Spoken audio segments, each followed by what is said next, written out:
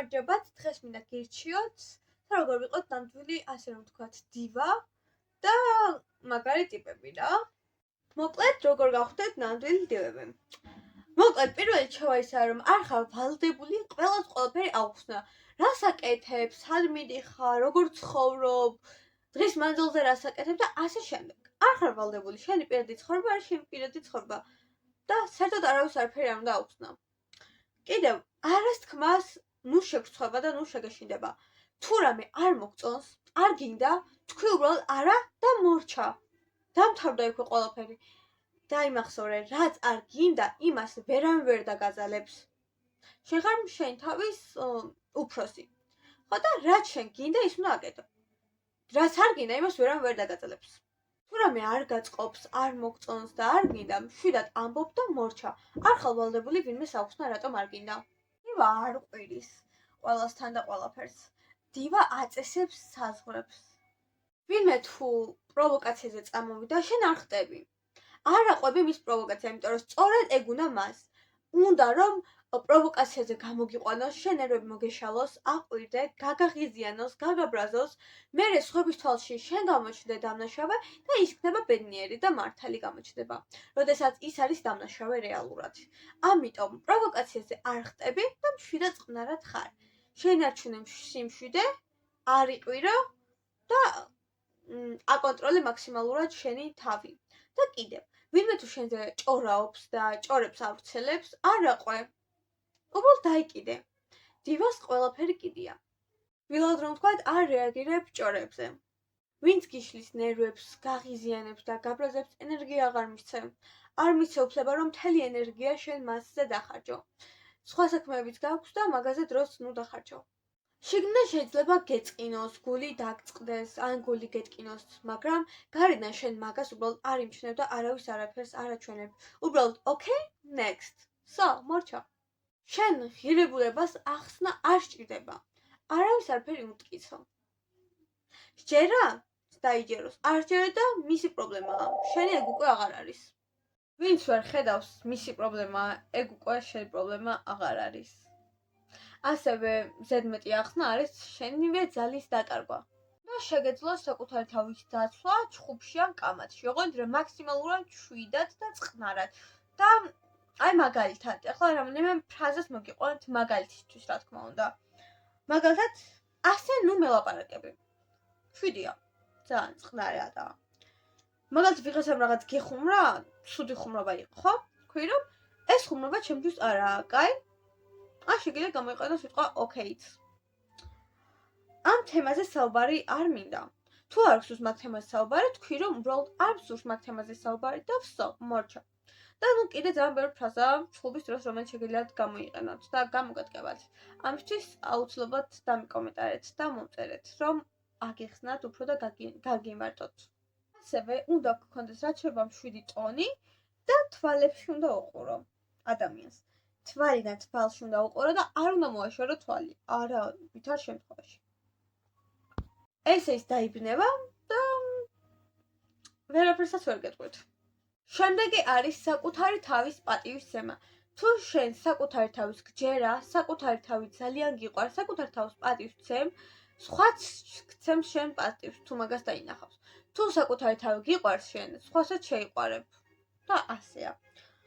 ცოტა ილაპარაკე, მაგრამ აზრიანი და ჭკვიანური. არასდროს არ ილაპარაკო ბევრი. და მით უმეტეს სისულელეები. ყოველთვის ილაპარაკე ცოტა, ანუ ჯერ სხვას მოусმინე, დააკვირდე რა ჟესტებს იყენებს ლაპარაკის დროს, თვალის საით გაურბის, ხელებს როგორ იყენებს ლაპარაკის დროს და ასე შემდეგ რა. მოусმინე ასევე რას ლაპარაკობს. და შემდეგ თქვი შენი სათქმელი, ოღონდ თქვი რაც შეიძლება ცოტა და მოკლედ. მოკლე პასუხები, აუცილებლად. და რაც მთავარია, აზრიანი და ჭკვიანური უნდა ილაპარაკო, რომ გამოჩნდეს სხვის თვალში როგორც ჭკვიანი და არა როგორც დებილი და შტერი. კიდევ არასდროს არავის არ მოუყვეთ პირადი. თქვენი პირადი ცხოვრება არის მხოლოდ თქვენი. რას ჭამთ, დღის განმავლობაში რას აკეთებთ, როგორ ცხოვრობთ, სად მუშაობთ, სად დადიხართ, სად მოგზაურობთ, რა შვება, რა გინდა გააკეთოთ, თქვენი საიდუმლოები და აბსოლუტურად ყველაფერი რა არის თქვენი პირადი, არასდროს არავის არ მოუყვეთ.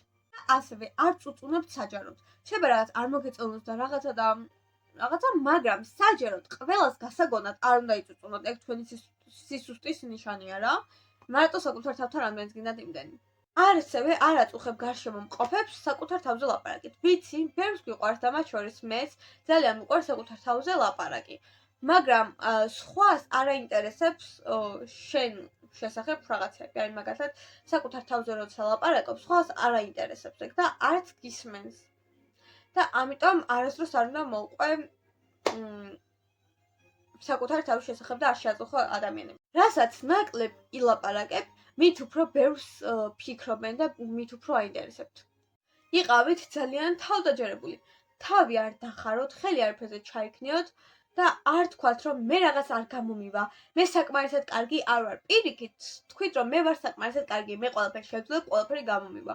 ოღონდ მხოლოდ საკუთარ თავთან თქვით ეგ, იმიტომ რომ სხვას შენი წარმატება და შენი თავდაჯერებულობა არ გაუხარდება. იყავით ძალიან თავდაჯერებული, ვითომ ხართ ქვით, ვითომ ხართ დედოფლები და თავი მაღლა უნდა გეჭიროთ ყოველთვის. ასევე სიარულის მანერაც რაც შეეხება, უნდა გასწორდეთ წელში და გამართული იაროთ, თორე სხვა შეიძლება ეგონოთ, რომ მოყურძულები ხართ. და გამართდით და სწორად იარეთ. ასევე გქონდეთ საკუთარი სტილი. რაც შენ მოგწონს, რაც შენ ფიქრობ, რომ გიხდება, სარკეში რო იყოდები მომწონს და ეგრე ვიცნობ და რაღაცა ჩაიჭვით ის, რაც თქვენ მოგწონთ და რაც ფიქრობთ, რომ თქვენ გიხდებათ. არასდროს არ მიბაძოთ არავის. საერთოდ არ მიბაძოთ არავის. პირიქით, აქეთ მოგბაძონ რა, ვიზე ნაკლებები ხართ. ასე ვიყავით ძალიან მეგობრულები. და ხო რა, ძალიან მეგობრულები იყავით. იმიტომ რომ ადამიანებს მოწონთ მეგობრული, კარგი ადამიანები და არა ამპარტავნები და უხეშები და სწერვები. ამიტომ სწერვა, ამპარტავანი და უხეში არ იყოთ, პირიქით იყავით ძალიან მეგობრულები. და ასე ვიყავით ძალიან კეთილები, იმიტომ რომ კეთილი ადამიანი არის ძალიან დასაფასებელი და ყველას ძალიან უყვარს კეთილი ადამიანები, მით უმეტეს თუ ყველას ეხმარები. ეხლა მოდით გეტყვი თუ რას არ აკეთებს დივა და რა არ უნდა გააკეთოთ. დივა არ აკეთებს, არ ცდილობს იყო ყურადღების ცენტრში. პირიქით. ჩვეულებრივად ხარ და ყურადღება პირიქით შენს მოდის. ამიტომ არ ეცადოთ რომ იყოთ ყურადღების ცენტრში. დივა არ უხსნის ყველას ყველაფერს. დივა არ რჩება იქ, სადაც არ აფასებენ. სადაც ადამიანად არ გთვლიან, არ გაფასებენ, არ უყვარხართ, იქ რაღაცზე უნდა დარჩეთ. წადით იქ, სადაც უყვარხარ, სადაც გაფასებენ. ეხლა გეტყვით როგორ იყოთ ბიჭებთან დივა. ანუ ბიჭებთან როგორ უნდა მოიქცეთ და ასე შემდეგ რა. საკუთარი თავი დააფასე რა. თუ მოგწერს, მაშინ მე არ უპასუხო. რამოდენიმე საათის შემდეგ, ან თუნდაც რამოდენიმე დღის შემდეგ, 7-ს პარად პასუხობ.